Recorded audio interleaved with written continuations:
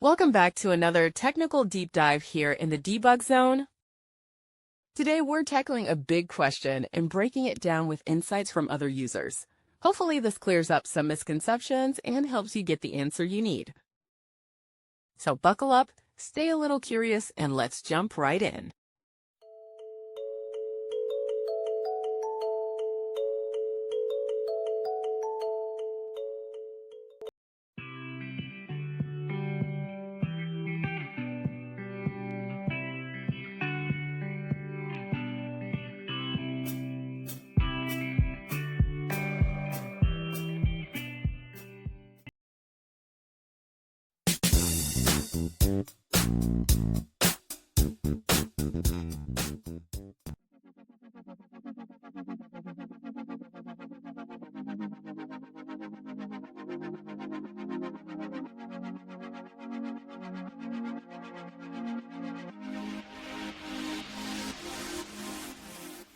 And that's a wrap.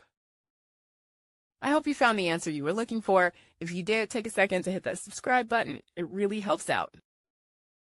And let me know in the comments which solution worked best for you. See you next time in the debug zone.